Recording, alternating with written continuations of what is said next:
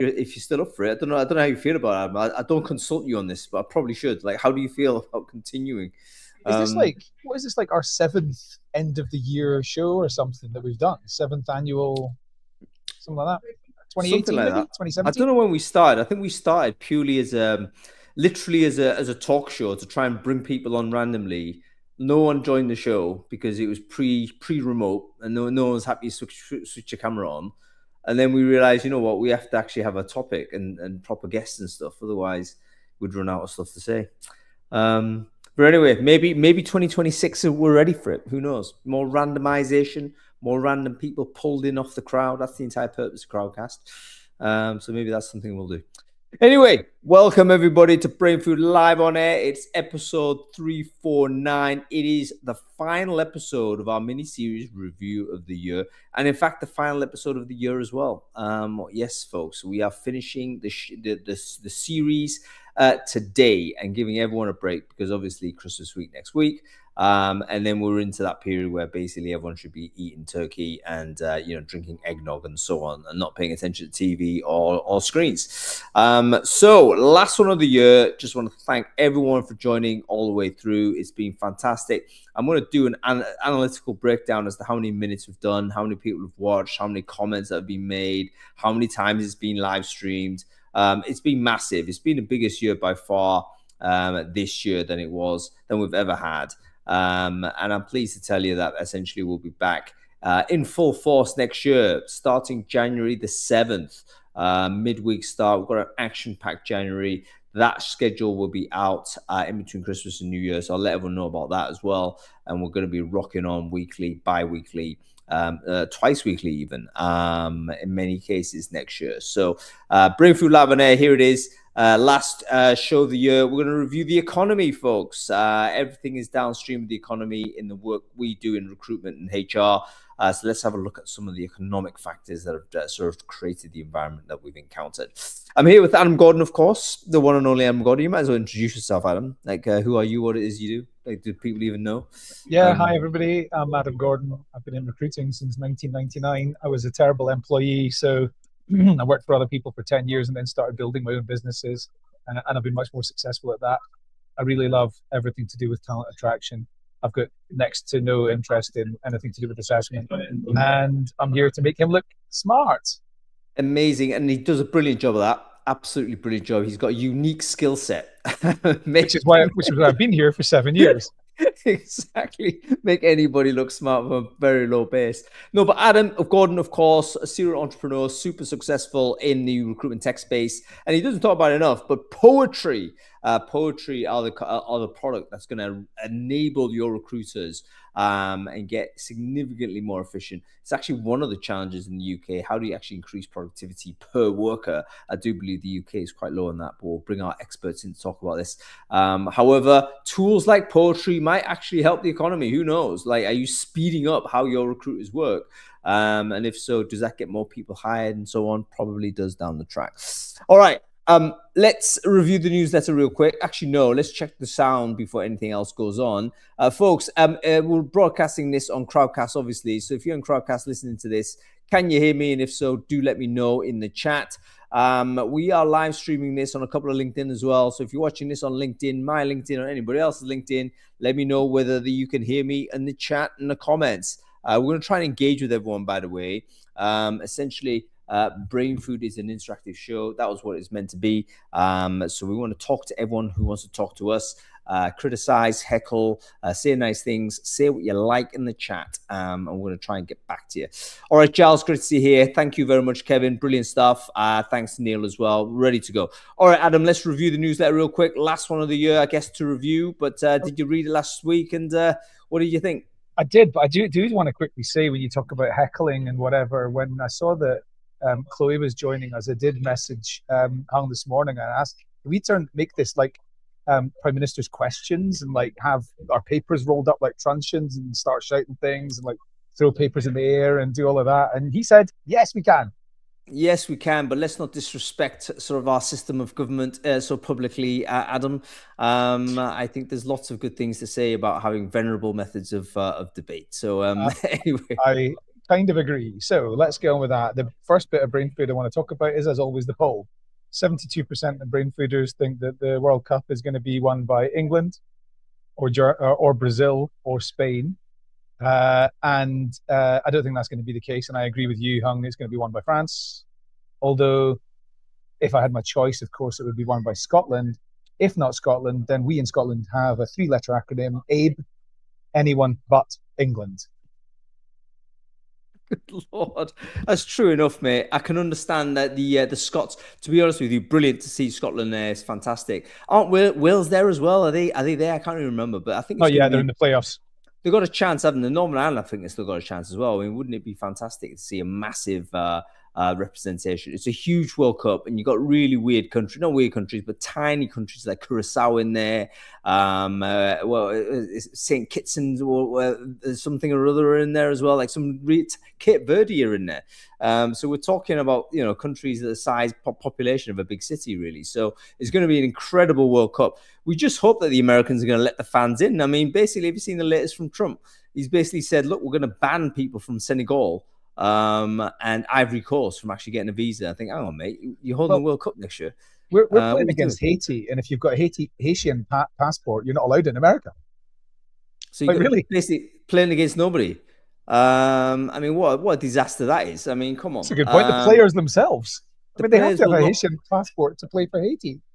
Well, I mean, it's chaos. But anyway, this is where we're at, I guess. Anyway, yes, I think France are going to win it. Hugo Ekitike, I think, alongside with Mbappe and that Doué guy on the right-hand side. I think that's just an awesome attack. There's just no way they're not going to score like 2-3 goals every game.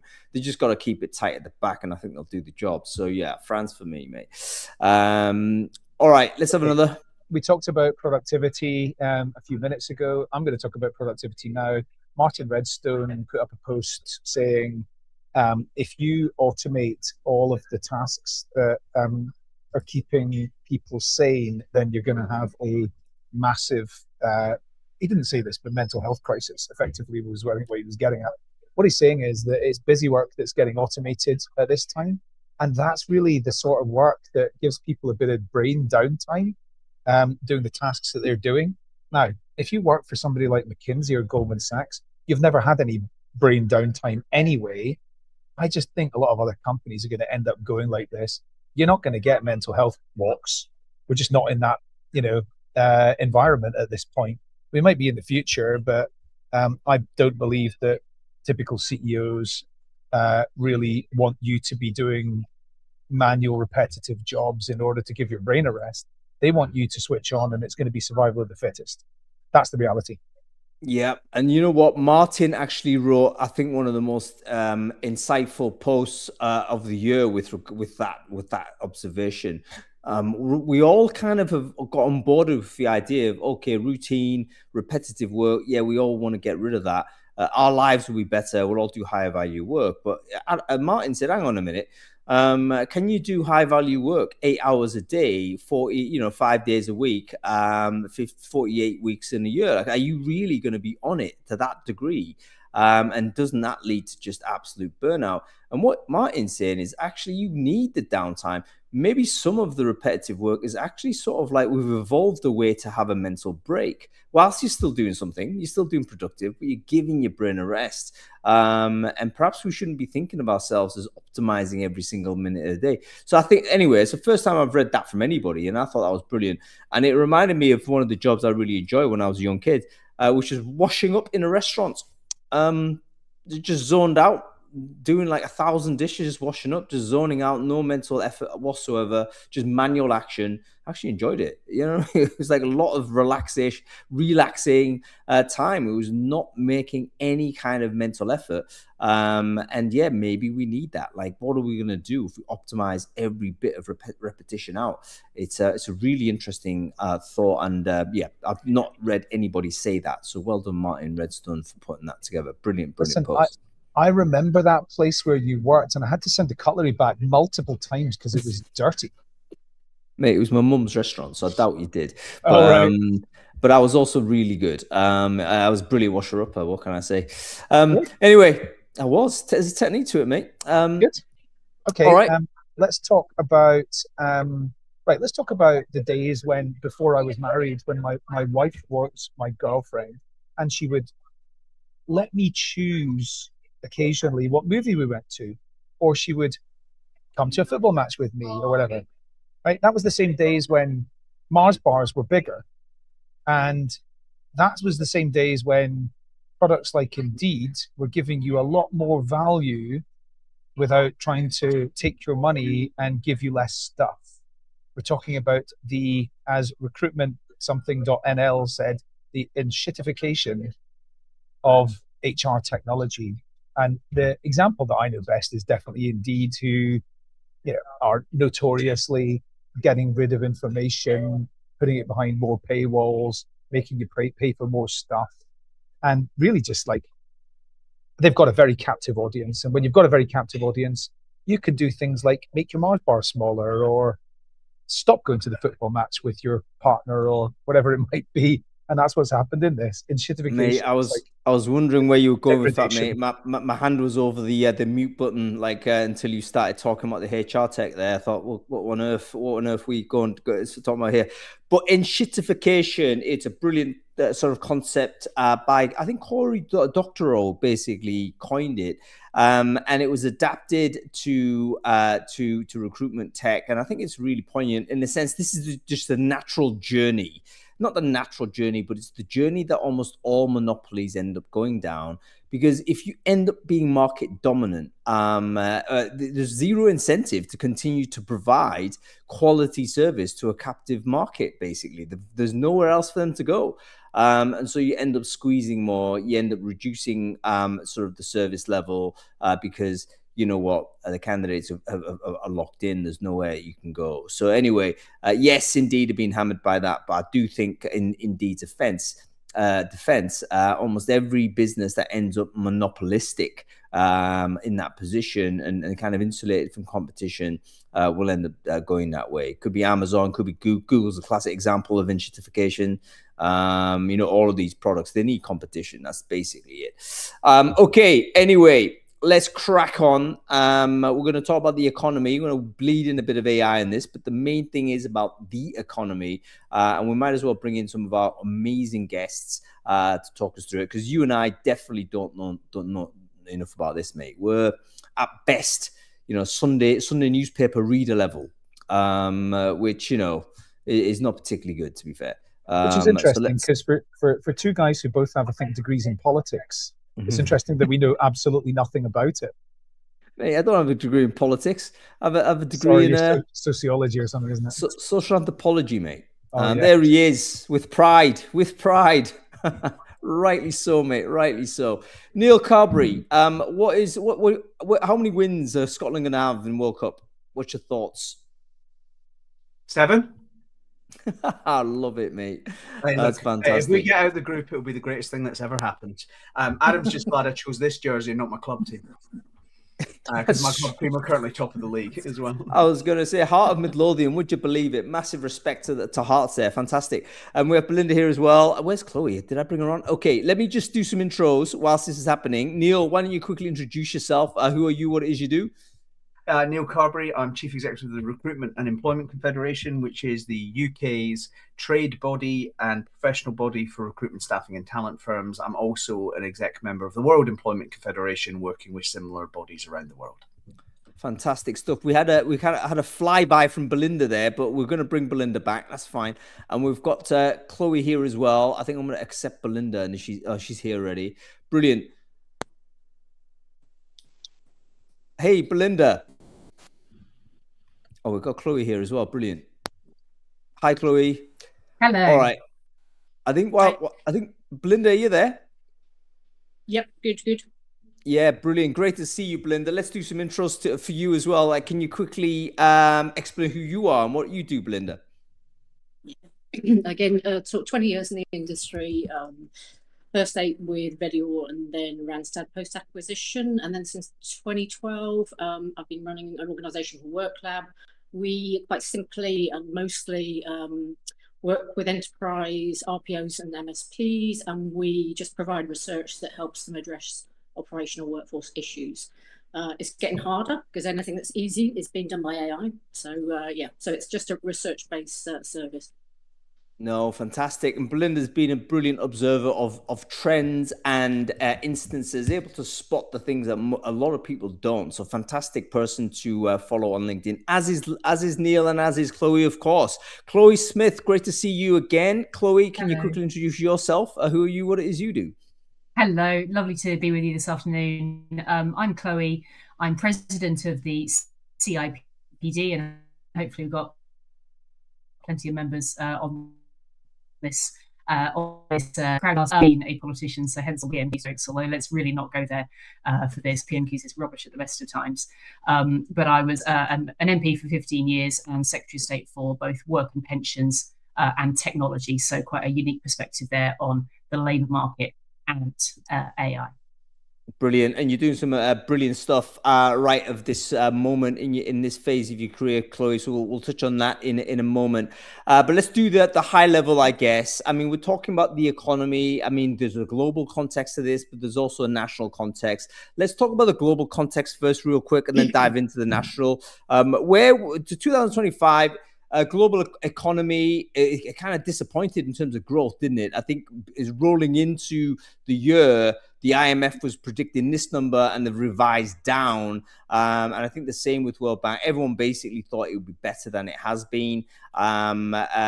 Reasons why, I mean, obviously Trump tariff did not help, but were there any other things that you want to make a comment on as to why the economy globally did not grow against expectation? I'll give you one to start with, and obviously the tariffs and unpredictability fed into this. But I see this in the UK market with employers, but also with their business investment plans, and I think we see it in other countries too. If you look at AI, the 6 biggest companies in tech, their market cap is now equal to the entire GDP of the People's Republic of China. You know, that place that made everything you own. Whatever AI is, and it's moving fast, a lot of companies this year, a lot of consumers are sort of slightly unsure about direction of travel. So we've had lots of feedback from recruiters in the UK, but other countries too, where companies are thinking, well, I don't know what I need. I know I will need something, but I don't know what it is. And I don't know how my early careers are reshaping. Some great work, by the way, by John Byrne-Murdoch in the FT this week on early careers. And talking about the death of the graduate job being exaggerated. You know, graduate lawyers' jobs wages are going up because they're actually doing more client-facing time now. So there is, you know, we don't have to be in the degradation path that you guys were talking about before, but real lack of confidence amongst businesses. And I think in the G8 countries, I think that's the primary driver of lower than expected growth. Right, really good, Neil. So you're saying basically, in recruitment world, we'd call that right sizing a department, wouldn't we? And basically AI has caused us to have uncertainty as to what the right size of a department is anymore in any department. You know, like 5 years ago, you could say, right, I need to hit this number of sales. I could probably say I need 20 salespeople for that. And now it's like, do I need 20? Do I need 5? Do I need 1? Like, we don't know because does AI provide this? So that it creates the uncertainty. Okay, any other thoughts? Chloe, what are your thoughts as to why the economy globally has not reached the numbers we thought, at least economists thought at the start of this year? Well, I think Neil's right to offer that point about business confidence. And I think within that, the geopolitics, you know, loomed really large. So the tariff point is not a throwaway point. It was actually, you know, globally very meaningful, I think. And certainly we saw that in the UK. You know, you can name a number of ways in which that directly affects the UK economy. Something else that might be a factor, I wonder, is the year before this one, 2024, was, you know, basically the biggest global year of elections ever. So, you know, billions of people went to the polls. That you know, overall, of course, that then gives rise to an amount of change and probably regulatory change or anticipatory change of other kinds in a number of economies around the globe. I wonder if it's possible that then there's been a kind of ongoing reaction to that through 2025. That's a really great observation, Chloe, because in the UK, there was a big pause, wasn't there, for us in the UK, precisely for that reason. It was like newish government come in, there was going to be some big changes in labour law, and everyone's thinking, okay, what were these changes then? We best not like go and hire 20 people before we figure out what that's going to cost. So maybe the anticipation of legislative changes as a result of all of these elections means that, again, it's hit the pause button. And perhaps that means good things for 2026, because perhaps whatever changes are going to be made will have been made by then, and people have a bit more visibility and confidence. Belinda, I've given you the tough one, which is coming after these two observations. What are your thoughts? Do you have anything you could add to those, like wider, to those observations on the wider side globally? Like, why didn't we grow as fast as we thought we were?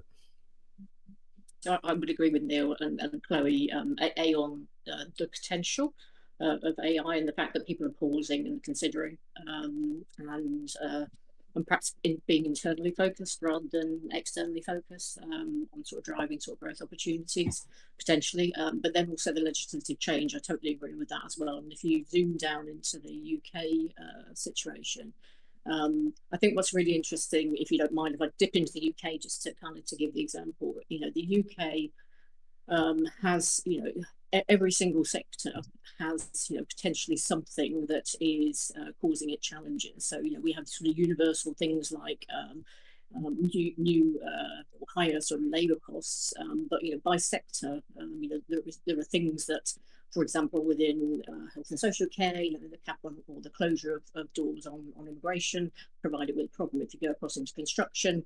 The fact that the whatever the new bill is that requires new approvals for high rise is actually delaying construction significantly within the UK. So the UK is really it has so many different sectors with so many different challenges that particularly legislation is impacting. That there is just perhaps a little bit of a drain on energy to look for those growth opportunities, because there's so much focus on having to right-size your business or address changes resulting from immigration changes. So I think it's for me, with the UK, it's absolutely a case that we've got such a broad spread of industries from which we derive the predominance of our GVA. We've also got an interesting, organisational size mix. So I think we derive something like 53% of GVA from the largest companies, which sounds fine, but if you look across to somewhere like India, it's about 70% of GVA comes from the largest companies. So if you want to drive change by steering your smaller number of larger companies to do something, it's harder within countries that have a smaller proportion of the GVA that comes from those largest companies.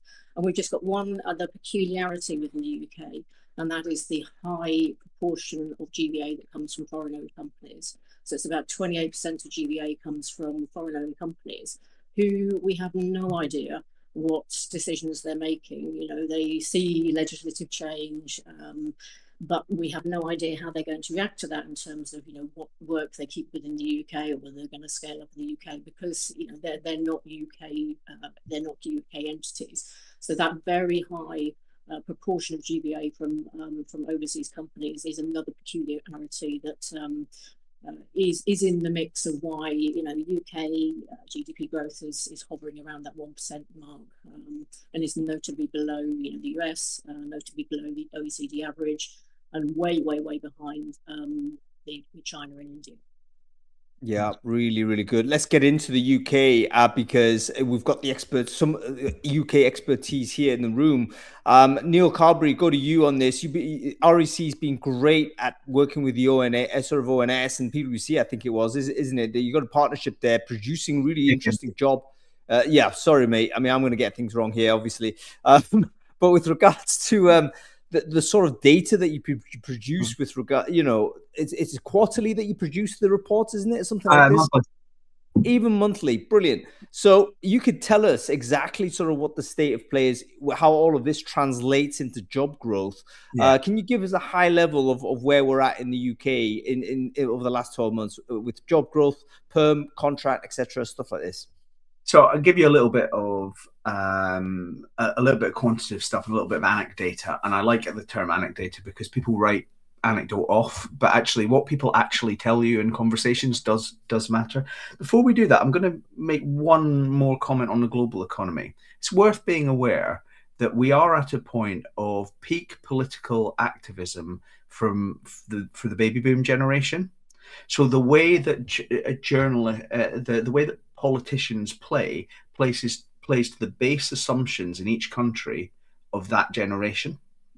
So if you think about why Trump lands in America and the Trump point of view, because I would say, as an economist, the tariffs are obviously in the process of damaging the US industrial base, but that isn't what people believe, and the same is true in other countries around the world. There's a bit of a challenge for those of us who work in the real economy to kind of surface the commercial trade-offs that we face. Actually is the basis on which we've made some progress on the Employment Rights Act in the last couple of weeks, where we've actually got into what will this do to employer decision making, when suddenly some of the kind of preconceived ideas fall away a little bit.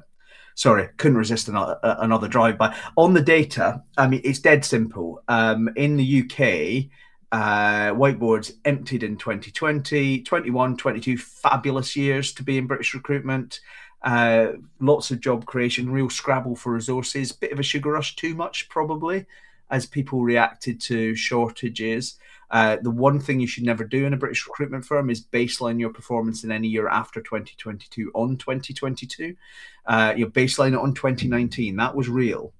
2022 wasn't really real. Since then, we've seen something that I think has discombobulated British recruitment and staffing because it's so unusual. Our recessions go like this.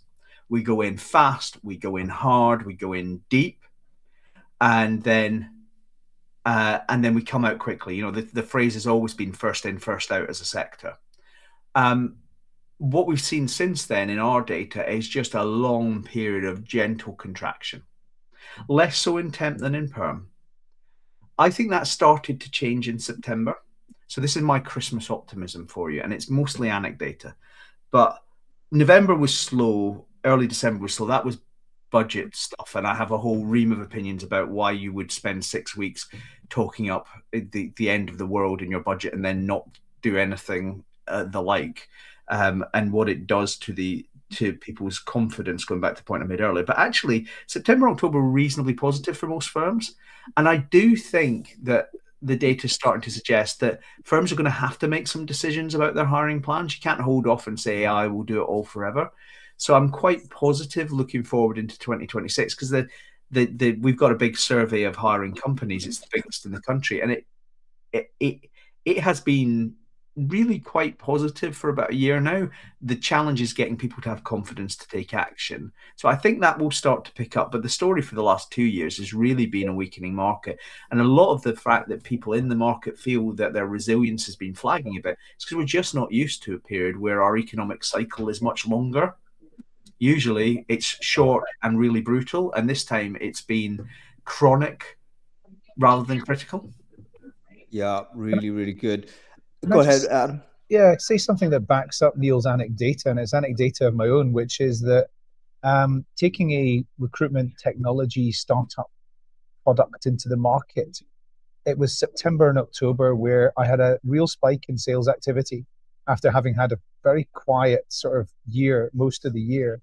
And I don't know if this is a coincidence or not, but most of the enterprise employers I know, and I know a lot of them, they all started a very, very large corporate transformation around about mid-2024. Mm-hmm. And I believe that's because the CEO got introduced by her or his child to what ChatGPT is, and then decided that they needed to change their entire organization because of that. And a lot of those corporate transformations started to come to a conclusion around about late summer. So it might be a coincidence. It might be it's anecdata. It might be just my vantage point, but I think there's something in that. I'll check in another one. Just looking at the official vacancy data, we had a look at the underlying data by size of organisation, and there are two areas where actually there's a slight, it's actually trending slightly upwards now, one of which is large employers, so 250 plus, and the other is micro employers. So that small enterprise 10 through to 250, 249. They're actually still trending downwards in terms of the number of official vacancies, but it was really, I was really optimistic when I saw that there were two areas were actually starting to trend up. So again, hopefully that would support what Neil's saying and Adam's saying from their perspectives. Yeah, I think there is a slight uptick there. Well, what's the theory behind that, Belinda? Thanks for the interjection there. But what's your best theory as to why there's this kind of weird barbell type shape? Yeah, so I mean, again, we have to sort of caveat the fact that those official vacancy numbers, they don't include vacancies going out to agencies, and they don't include the self-employed. So, you know, these are employer to employee, including temporary employee vacancies where they're actually seeking somebody from the open market. So I think, you know, for quite a long period now, you know, people have perhaps been focusing more on retention and also internal mobility, rather than always looking for somebody from outside, or, you know, they are, you know, getting more pressed in terms of their digital transformations, in terms of their ideas for where they're going with, you know, that sort of roadmap. And they're actually, you know, now realizing that they need some skills that they don't have within the organization. So it's only a tiny little uptick in both of those areas, but it's just encouraging. And for me, it sort of says, yeah, okay, we need people now. We've let people go probably more by natural wastage than we have by redundancy. But actually, now that we've kind of had that period of letting things sort of slowly wind down a little bit, now we know who we need, and we go back to the market to go and find them. And we've always had a need in the country, haven't we? I mean, every country is the same. There's like, obviously we want more job growth, we need more jobs being produced, but actually there's always been like tons of sectors where we've been desperate for labor, really for a decade plus. I mean, you look at construction, you look at all the healthcare sort of vacancies, teaching, no one can hire a driver, all this type of, you know, we don't have I mean, I was in a restaurant yesterday, people can't hire serving staff, they can't hire wait staff. There's a desperate demand for it. And we've got a problem with sort of a large number of underemployed, don't we, Chloe? I think you mentioned a big number to me when we had dinner a couple of months or so ago. Can you tell us a little bit more about this phenomena of unemployed versus underemployed, and what's particular about the UK with this situation? Yeah, gladly I will, and I really agree with your point that there are sectors where this really shows. So, for example, particularly in my mind are the manufacturing sector, which, you know, can total up this problem to actually many billions of pounds of lost output over a number of years of having not been able to fill vacancies to the extent that they'd like to have done. And then secondly, hospitality, as you just referenced yourself there. So yeah, the kind of two key categories that we see in the labour market statistics are employment and unemployment, and then activity and inactivity. And so if you were watching the employment rate last week, you'll have seen that goes up very slightly to 5%. That's a worry, but it's dwarfed by the inactivity rate. So in the UK, we have around 9 million people who are economically inactive. So you want to hold 5% in your mind? Well, actually, this is 20%. This is 20% of the working age population. And that includes people who are not in the labour market for a number of reasons, a number of very good reasons, actually. Caring duties, ill health, studies. And then there's quite a few amongst this who would like to be able to work if the right opportunity can be found. And some would suggest that rate goes at about 7 in right play, you know, underused talent pools, if I can call it that. So people who are there and could form that nucleus of talent that businesses are so looking for and still looking for despite the headwinds. And you might think there about people who are retiring early, or a kind of a Venn diagram of those slightly older workers with health conditions and such like. And then finally, disabled people, which depending on definitions, again, actually clocks in at perhaps a surprisingly high rate of the population. So all of those could be seen as underserved talent pools, underused talent pools. And I'm making a big argument about this at the moment and investigating the ways that AI can do better job and support matching with many of those folk who want to find the right opportunity and can be of great help to employers in connecting those gaps. Yeah, thank you very much, Chloe. Basically, just for the people who might be new to the term, underemployed is different from unemployed. How people kind of measure unemployment is that they have to be looking for work. I think they have to be actively looking for work the last 4 weeks or something.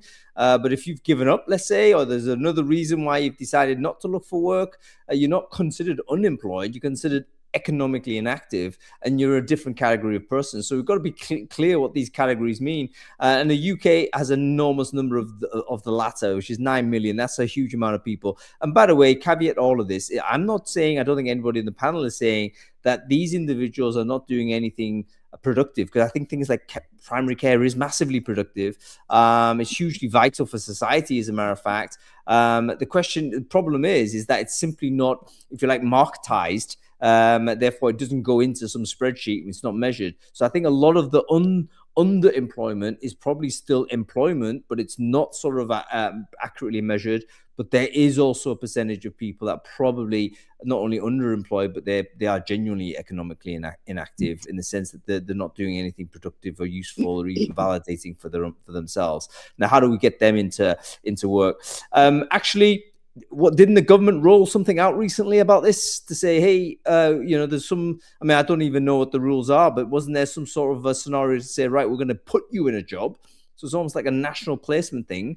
And then, if you didn't do it, your benefits are cut. Like classic Norman Tebbit style stuff, isn't it? I can't remember. I mean, I'm just drawn into my memory. You're right. You're right on some of the levers there. I mean, clearly there is something here about the incentives that exist through the welfare system, no doubt about that, and also the incentives that exist on employers. And we're probably going to come on to the Employment Rights Act and what that does to incentives, because there are for sure some headwinds there. If I understate that slightly, but I think the kind of strategic significance of this number is massive. It's massive. It's massive in an individual person's life. Let's talk about the people behind the statistics. It's potentially massive value to employers if we got this right. And then finally, of course, it's massive value to the state, because don't forget that there's an interaction here between work and health is good for work, and work is good for health, and that. So there are ways to, there are policy moves afoot. You're quite right on that, Hung. The UK government is, in my opinion, doing some right things about this, although they need to be bolder and faster. So one of the big things you'll have seen this year would be the Charlie Mayfield review, and I would recommend everyone have a good look at that, because I think that was actually a really constructive piece of work, with its feet planted firmly in the commercial sector, from somebody who knows what they're talking about, and really focuses in on retention, which links back to some points that Belinda was already just making in this conversation about the need here actually not to just sort of let somebody go straight back out again, if you like, but to be able to really find and secure your talent. Yeah, excellent stuff. And Neil, I wonder whether you could come in and tell us a little bit about the latest government actions to try and reactivate these underemployed. I mean, do you know anything about this?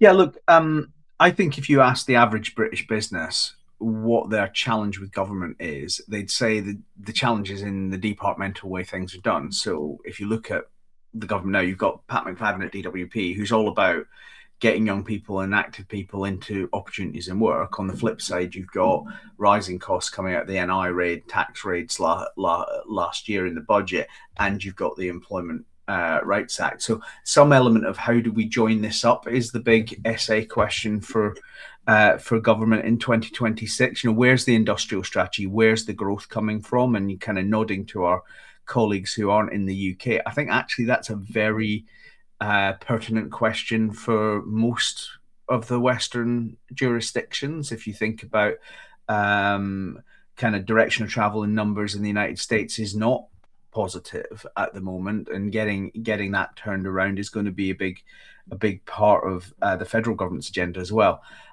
Looking to specifically what the British government is doing, the big test is, can they activate the private sector?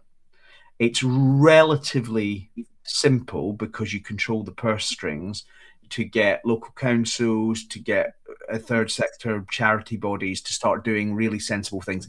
And there are fantastic things out there.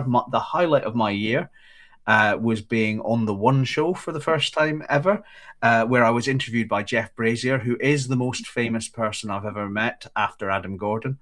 And we were talking about a local job centre, and not a job centre. It was set up by local employers and local charities and the local town council, because there wasn't a job centre within 25 miles. And I think if you can get that activation starting to happen locally, that makes a huge difference. Our chair, Michelle Meller, runs a fantastic business out of Blackburn in Lancashire, but is heavily involved with the youth zone there. And she and I visited the youth zone in White City last week before the REC board meeting. There are so many things starting to happen local level up that, for me, the challenge is, how does government power up the people who can really make a difference, rather than impose things top down that end up just becoming a council job creation scheme? Because I think when you get the private sector running, that's when you get the big numbers. And the numbers we've already talked about are huge. I'm particularly worried about young people and the transition into work, and ultimately our experience there. For those who don't know, the REC's run a Restart program in London and Yorkshire with our partners Maximus for the last 3 or 4 years. We put 4,000 people into work in that time from long-term unemployment. And the story is, these are not people who could get a permanent job 9 to 5, but what they can do is a flexible job. So again, as part of that argument, getting government to understand that 1 million people went to work as temp or contract workers this morning, and that is part of the solution. And that's really that bit about, how do we make sure the Employment Rights Act isn't holding back the very valid stuff government's starting to do in terms of job guarantees for young people. Yeah, really, two really good points there, Neil. But we might as well go there with regards to the youth employment side. This 2025 has been a story of, where is the foot in the door type opportunity? Has the graduate career been chopped out? Is AI dismantling a lot of this? Because actually, where we have seen value in artificial intelligence has been to do a lot of this routine, repetitive work, which traditionally was actually the training ground for a lot of graduates. I mean, if we think about our own sort of careers, we're probably old enough to remember sort of a pre-AI era where we went into the world of work.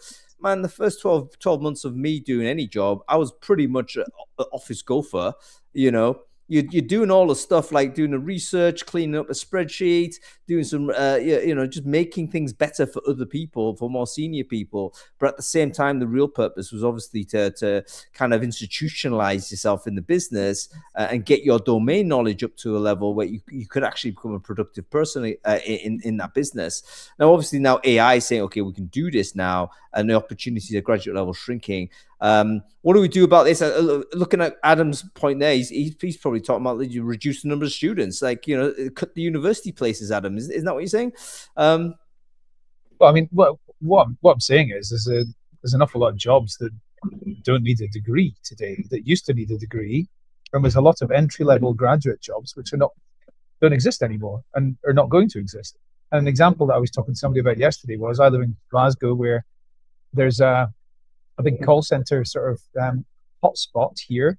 I mean, there's not going to be humans working in call centers in 2-3 years' time. So somebody getting a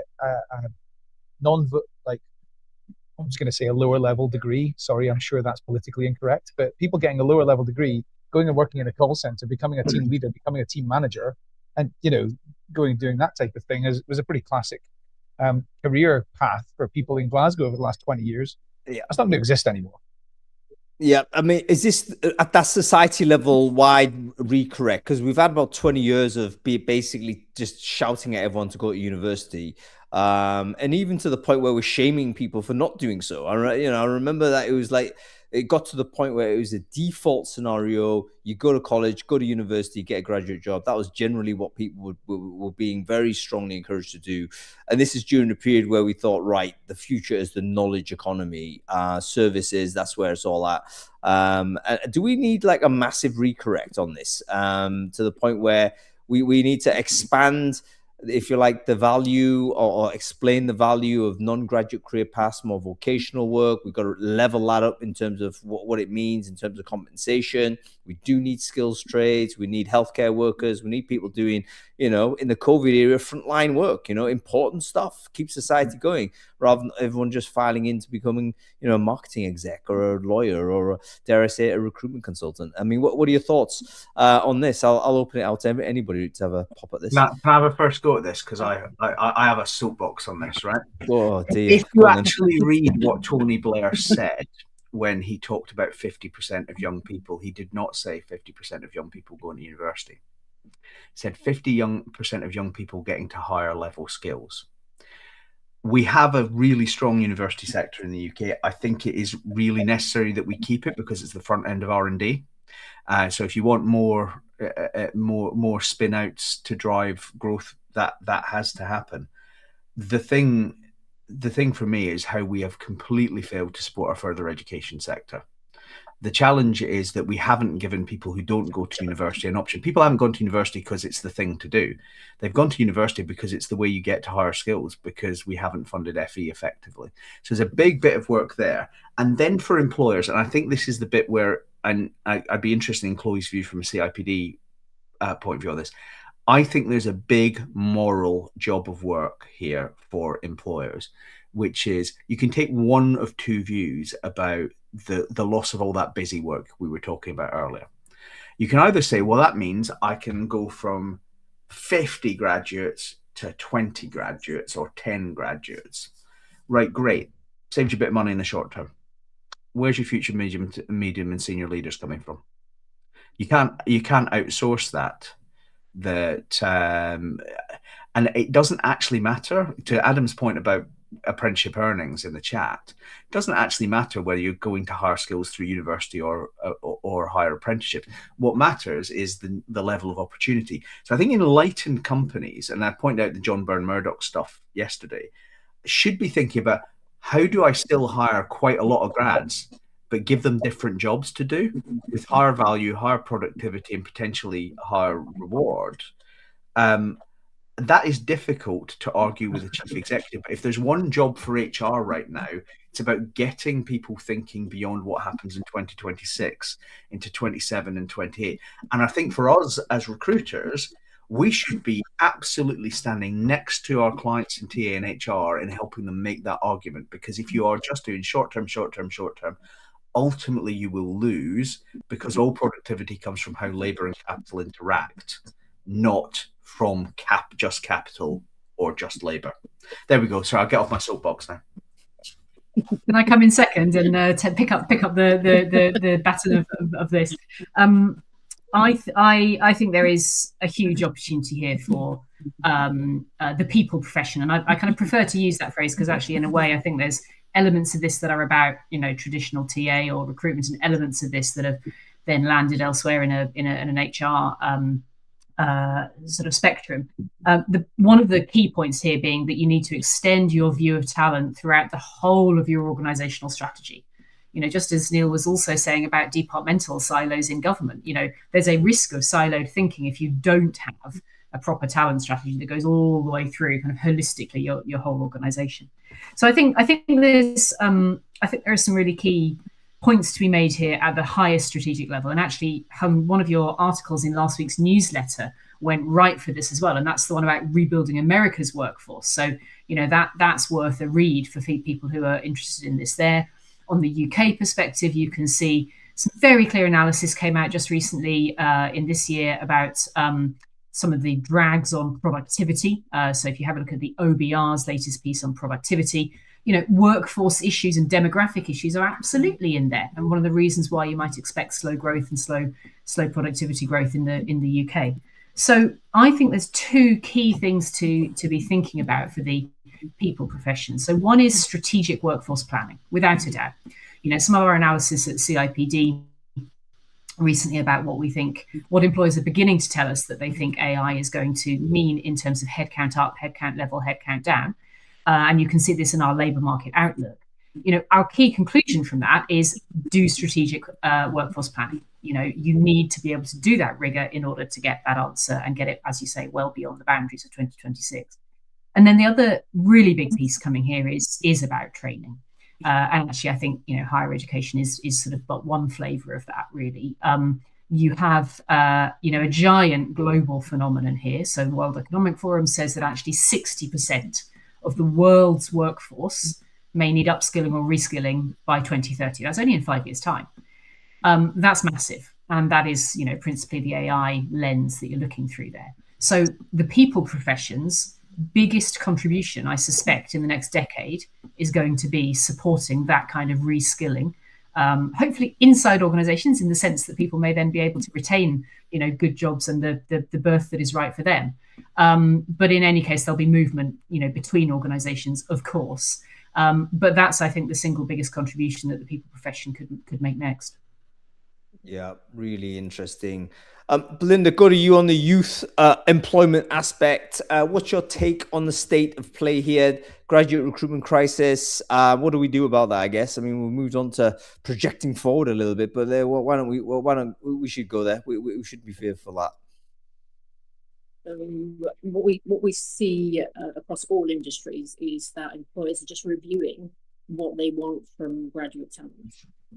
So they're not saying that they don't need that entry level talent anymore. They're just reviewing what they're actually doing. We've just completed a study of the global life sciences market in light of the fact that due to tariffs, most of the large life sciences companies are now saying that they're going to be developing new facilities in the US, and they're going to be absolutely new state-of-the-art facilities in the US.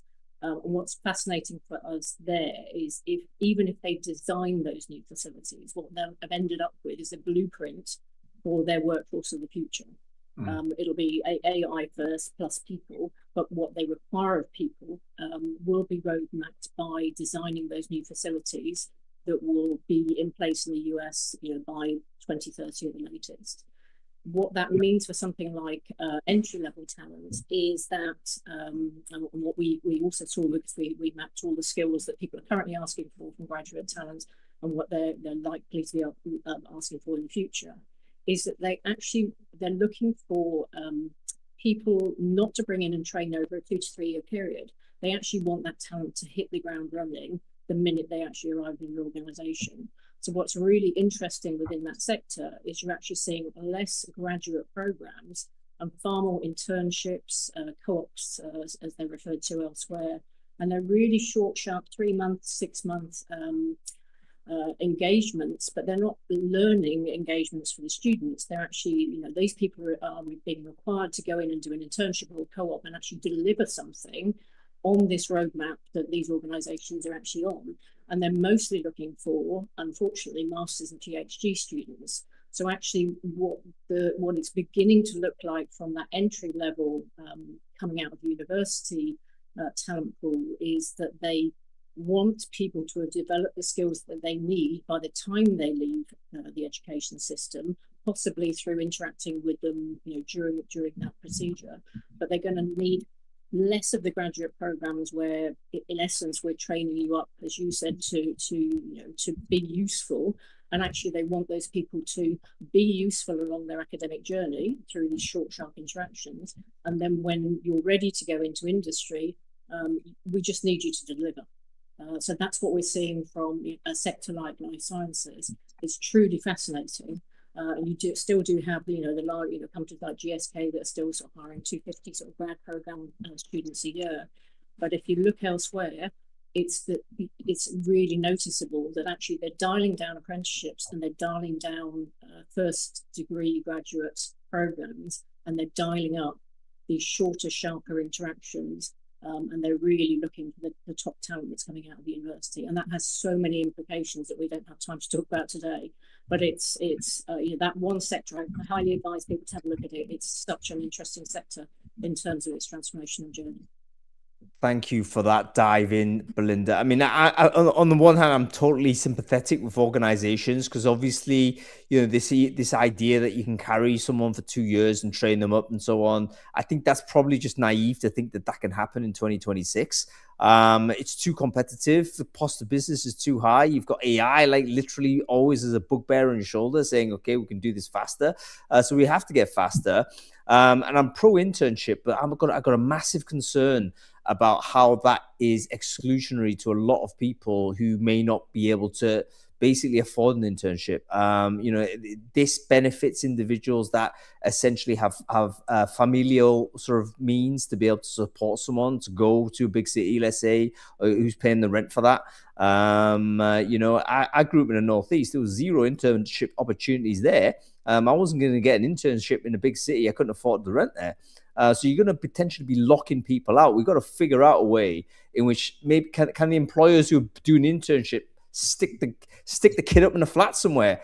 Can they provision some accommodations as part of this? Because otherwise you're going to have a tier of people that are going to be permanently locked out of any future, and then another group of people that basically, due to generational wealth, are going to get access to all those opportunities. Anyway, so rapidly moving to the end of the show, end of the year even. Let's leave on some sort of positive note. Do a round robin on this. If you could kind of change one thing in terms of direction of UK, one thing that actually no, that's too big. Let's give advice to a business leader. Let's try and get it to a business leader right now. What's one thing that they could do in 2026 that could kind of really improve things for them, their business, and even things at a national level, whether it's like push the marble a little bit forward. If I'm a HR person, I'm a manager of a business, I'm a leader somewhere, what would that sort of bit of advice be? What could they do? Chloe, you got a thought there? Find new talent pools and do strategic workforce planning. Excellent. Belinda, you want to give this a shot? I'm going to reverse it and I'm going to give advice to the candidate. And I think the days of assuming that all of your income can come from one employer are over. So to the point on underemployment, most of the people that are underemployed want more hours with the organisation that they're working for. That's a predominance. But it's not going to be possible for you to earn all of your income from one employer in the future. And we need to change that perception that is what work is about. So my one piece of advice to the candidate would be to learn how to become self-sufficient, to maybe piece together your income from multiple sources, multiple jobs, accept a 25, 30-hour contract within retail and accommodation and food services, but do something else as well. There's loads of other online work that can be done. Take a second job, take a third job. And I think for me, that's going to become the reality in the future, whether you're highly skilled and you're working on a fragmented basis across a number of organizations, or whether you're at the other end of the spectrum and you can't get enough work from the one employer that's offering you 25 or 30 hours a week. So that's my big piece of advice to the candidates is take control of yourself and become self-sufficient. No, and I think that goes to every generation now, doesn't it, Belinda? Like everyone has got to be thinking along those lines, never mind just early entry. But if you're starting at the first time, you need to think portfolio. Okay, Neil Carberry, what's your advice to a business leader, maybe a recruitment business owner? What could they do for their business that would help push the marble forward for the UK? Well, I mean, I'll do that and then I'll do the general one. I agree with everything Belinda and Chloe said. The advice to a recruitment business owner is the way to protect your business is to get the Employment Rights Act into the right shape. And there's only one way you do that, and that's you join the REC and you do it now. Let's clear. I was one of only 6 people in the room that did the unfair dismissal deal, and there wasn't anybody else from our industry in that. More pressingly, generally, agree with what Belinda and Chloe have said. The thing I'd say is price your risks properly, because I think there's a lot of really naive risk analysis on businesses being done right now, and a lot of very short-term decisions being made. So, for instance, if I can get stuff done, and I absolutely agree with Belinda, portfolio, right? But if I've got data from my business being handed down a supply chain where I've outsourced it to some guy and it's gone to someone else, and someone, I don't know, pick a country at random, Brazil, someone in Brazil is dealing with things that are critical to my company, and I don't know who they are, I don't even know if they're human, I'm sorry, you're walking into a time bomb. You do some of these establishment costs that we're trying to minimize should not be minimized, because we should be thinking about value, not price. So in our strategic workforce planning, who are we bringing into our business? Who are we bringing into our circle of trust? Do we know who they are? Do we know that they're not a cybersecurity threat, for instance? Are we structuring it properly? So yes, absolutely, lots of pressure on cost on doing things, but understand the risk you're taking, because the cheapest option is very often the most dangerous option for your business. Oh, and don't have an affair and go to Coldplay concert. Yes, goodness me. Wasn't that a HR story of the year? But actually, on the offshoring and outsourcing, that is also one of the trends that is definitely going to be happening in 2026 and onward. I did a poll on this, and like 54% of respondents said, yes, we're definitely going to increase the offshoring side. So that is another thing that UK as a unit, national unit, have to think about. I mean, we could be the beneficiary of it. There's US companies offshore to the UK now. There's certain pockets in the United Kingdom that could potentially be the highly educated, low costs kind of option to a lot of businesses. So maybe there's an opportunity there, but at the same time, you have to think about it.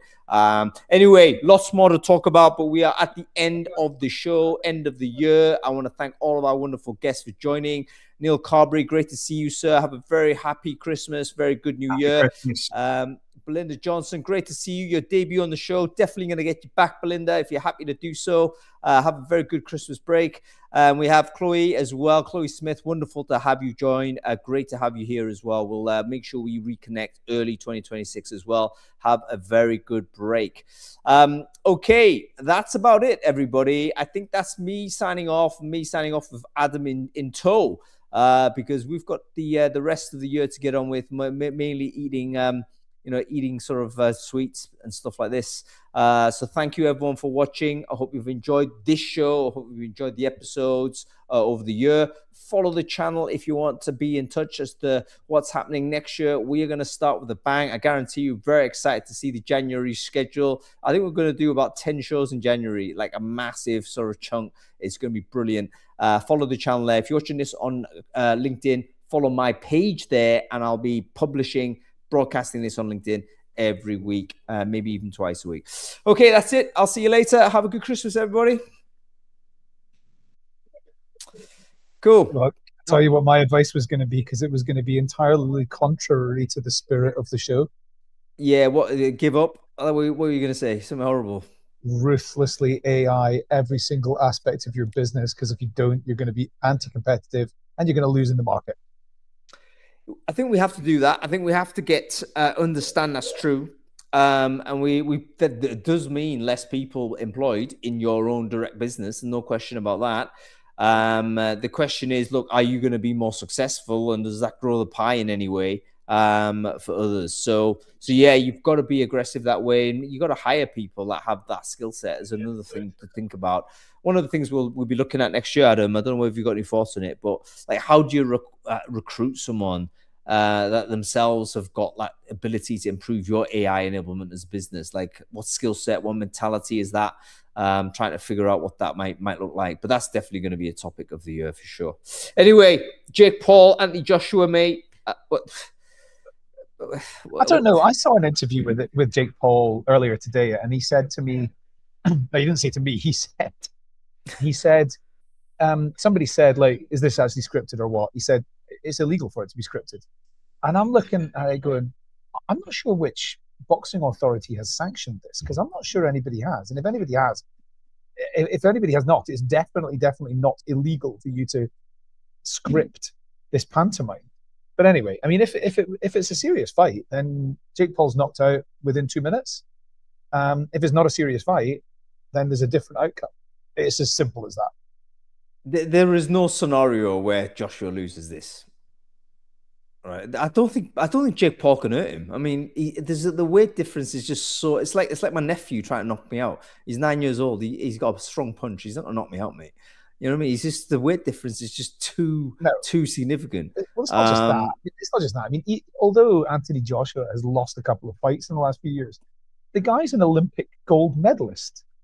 You don't become an Olympic gold medalist unless you're not a great boxer. He's a great boxer, and he's absolutely massive.